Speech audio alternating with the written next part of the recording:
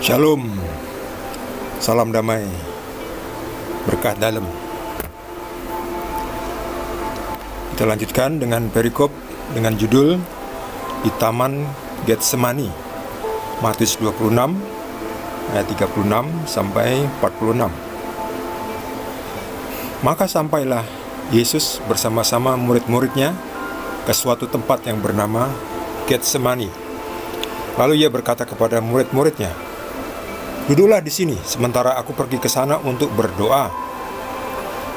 Dan ia membawa Petrus dan kedua anak Zebedius sertanya. Maka mulailah ia merasa sedih dan gentar. Lalu katanya kepada mereka, "Hatiku sangat sedih, seperti mau mati rasanya. Tinggallah di sini dan berjaga-jagalah dengan aku." Maka ia maju sedikit, lalu sujud dan berdoa.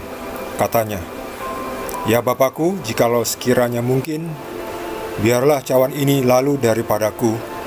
Tetapi janganlah seperti yang ku kehendaki, melainkan seperti yang Engkau kehendaki." Setelah itu ia kembali kepada murid-muridnya itu dan mendapati mereka sedang tidur.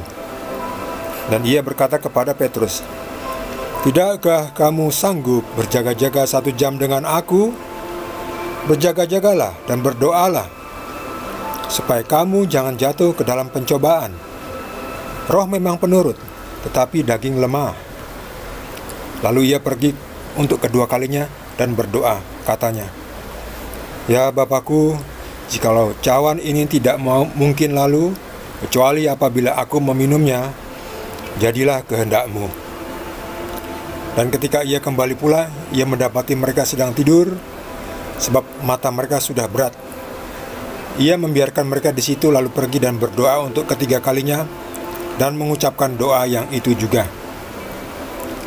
Sesudah itu ia datang kepada murid-muridnya dan berkata kepada mereka, "Tidurlah sekarang dan istirahatlah.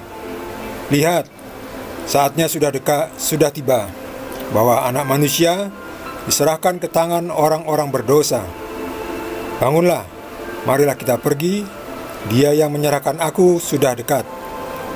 Demikianlah sabda Tuhan.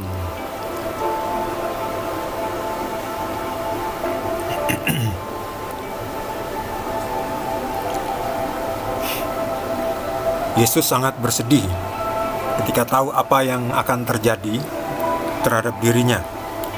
Inilah saatnya Yesus harus mengalami peristiwa yang tragis, yang mengenaskan, yang menyengsarakan, yang mengerikan.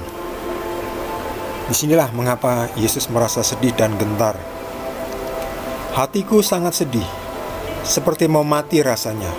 Ya benar ya, tahu akan mati dengan cara yang begitu mengerikan itu sangatlah menakutkan ya. Bahkan Yesus sempat digambarkan keringatnya seperti darah ya, saking begitu gentarnya, takutnya ya. Yesus juga sebagai manusia bisa merasakan rasa takut, rasa sedih, karena beliau juga 100% manusia. Tapi tentu karena Yesus adalah juga Tuhan, Yesus juga akhirnya memiliki kekuatan, dikuatkan ya oleh Tuhannya, oleh Bapa. Jadi Bapa yang di dalam Yesus menguatkan Yesus manusia untuk menjalani peristiwa yang mengerikan ini esok harinya. Nah, esok hari ini kan malam hari kalau nggak salah. Esok harinya itu Yesus akan disidang, didakwa, langsung diputuskan, lalu dihukum. Akhirnya jam 3 sore mati. Tentu di sini kita melihat bahwa sebagai manusia Yesus ingin juga selamat secara fisik juga. Ya, seperti kita kan manusia kan juga ingin selamat secara fisik juga, tidak hanya rohani, tapi kita juga ingin selamat secara fisik ya, ingin sehat, ingin sembuh dari penyakit, ingin tidak mengalami suatu peristiwa yang mengerikan, yang merugikan. Maunya selamat, lalu nanti kalau sudah mati masuk surga. Maunya seperti itu kan, mau yang enak-enak saja. Tetapi setiap orang memiliki jalannya masing-masing sesuai dengan kehendak Bapa.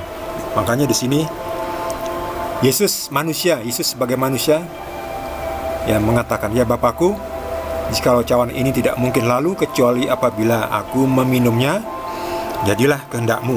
Nah, disinilah kehendak Bapa terjadi di dalam diri Yesus, Tuhan manusia. Kehendak Bapa dilakukan dan digenapi. Sebab kalau Yesus tidak mau melakukannya, tentu apa yang tertulis yang sudah dirancangkan oleh Bapa sejak dunia dijadikan itu tidak akan terjadi. Tapi Yesus manusia tetap taat kepada Bapa sebagai anak, sebagai Tuhan anak. Beliau taat kepada Bapa yang adalah Tuhan Bapa. Bapa dan Yesus tetap satu, tetapi bentuknya beda karena Yesus bisa dilihatnya, Bapa tidak bisa dilihat, tetapi diri Bapa ada di dalam Yesus. Ya. Sehingga dengan taat kepada kehendak Bapa, Yesus menggenapi apa yang menjadi rancangan ilahi dari semula. Dan Yesus setia. Walaupun pengikutnya Petrus dan anak-anak Zebedius itu pada tidur. Ini Yesus mendapati muridnya sedang tidur. Tidak sanggupkah kamu berjaga-jaga 1 jam dengan aku, Petrus? Ya, kalau orang sudah ngantuk ya susah ya. Apalagi tidak tahu apa yang akan terjadi, jadi enak saja tidur, nggak mikirkan yang susah-susah. Capek 1 jam itu ya, kalau memang sudah ngantuk sekali, sekuat-kuatnya manusia ya ler juga ya jatuh tertidur ya. Roh memang penurut, tetapi daging lemah. Ya betul, memang kita kemampuannya terbatas. Untuk itu kita harus tetap berjaga-jaga. Jangan sampai kelemahan daging kita membuat kita jatuh dalam dosa.